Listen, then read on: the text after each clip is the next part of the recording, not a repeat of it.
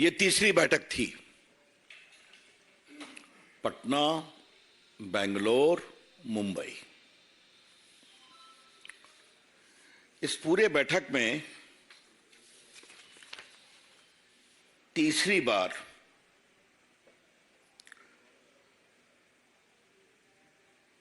क्या आपको भारत का कोई विजन दिखाई पड़ा?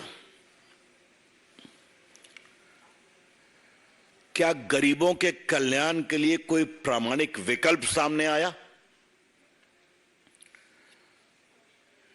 क्या देश की महिलाओं, बच्चों, स्वास्थ्य के लिए कोई ठोस बातें कही गई?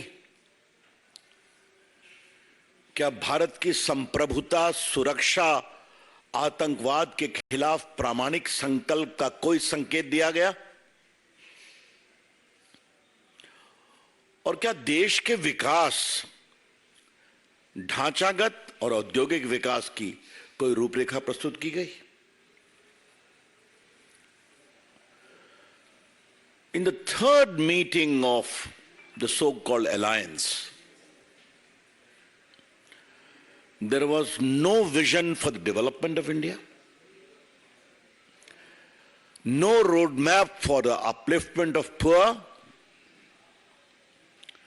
no strategy to address the concern for the farmers, as they claim, or the women, or the children. And the most important, forget roadmap, not even an acknowledgement of the threat to India from terrorism, radicalization, and secessionist forces.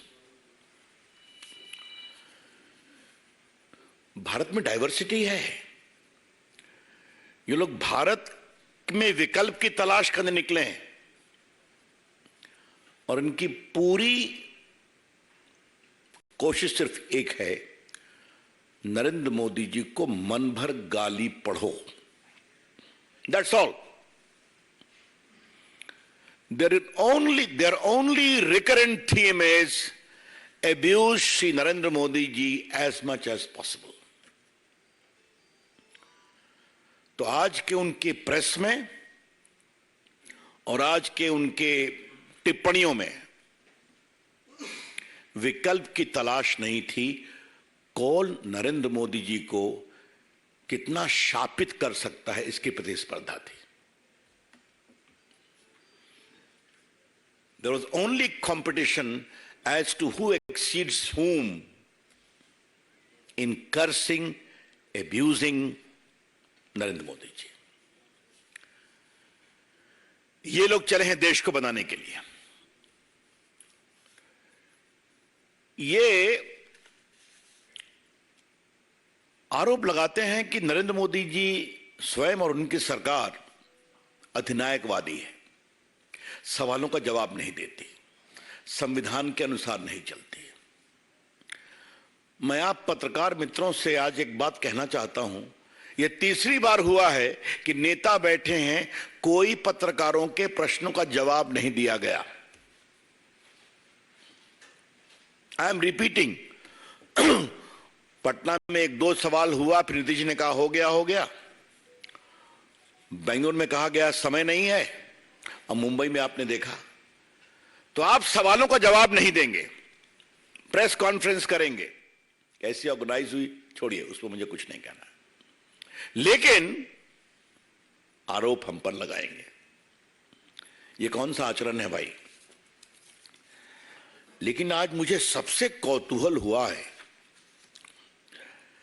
जो तथाकथित India का resolution जो है, ये मेरे पास है, जो उसको रिलीज किया गया है। जरा मैं उसको पढ़ना चाहता हूं। We, the India parties, hereby resolve to contest the forthcoming Lok Sabha election together as far as possible. Seat sharing arrangements in different states will be initiated immediately and concluded at the earliest in a collaborative spirit of give and take. ये give and take शब्दावली ने मुझे बहुत ही प्रभावित किया है। प्रभावित क्या कहूं, कौतूहल दिया है। इनको कोई आश्चर्य नहीं है ना, इस अलायंस के लोग गिव एंड टेक की भाषा से बहुत परिचित है। इनकी पूरी राजनीति गिव एंड टेक पर आधारित है। पूरा 2G गिव एंड टेक था, पूरा कोल स्कैम गिव एंड टेक था, पूरा आपका कॉमनवेल्थ गिव एंड टेक था। और लालू प्रसाद जी और उनकी सरकार ने तो गिव एंड टेक की पराकाष्ठा प्राप्त कर दी साहब। चारा घोटाले में सजा मिल गई, एक नहीं कई केसेस में हैं बेल पर, तो साहब नए नए प्रकरण खुलते हैं। जमीन दो नौकरी लो, तो गिव एंड टेक का इससे बड़ा नमूना क्या हो सकता है।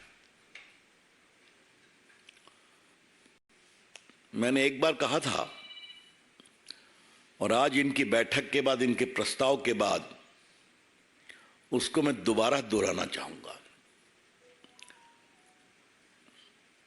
अनिल बाबू पहाड़ के पंडित जी हैं, तो इनसे हमारी आध्यात्मिक चर्चा भी कभी कभार होती है। तो ये अपनी संरचना जो है, ये पंच तत्वों से हम बने हैं। हाँ, भारतीय संस्कृति संस्कार में, हिंदू सनातन धर्म में हम कहते हैं कि ये जीवन 5 तत्वों से बना है। जल, थल, नभ, वायु, अग्नि। द ह्यूमन एग्जिस्टेंस ओज itself to 5 elements: the earth, the fire, the air, the sky and the आपके एयर बताया। अब आप देखिए, इन लोगों ने किसी भी तत्व में भ्रष्टाचार को नहीं छोड़ा। यह है इनकी बिसात। आज हम देश को दोबारा बताना चाहते हैं। अब जरा थल के भ्रष्टाचार की बात लीजिए आप। क्या क्या हुआ? कॉमनवेल्थ हुआ, आदर्श घोटाला हुआ, बिहार में चारा घोटाला हुआ, बिहार में अलकतरा घोटाला हुआ। इनको थल से ही संतोष नहीं हुआ तो पाताल में भी चले गए, वहां कोयला घोटाला कर दिया इन लोगों ने।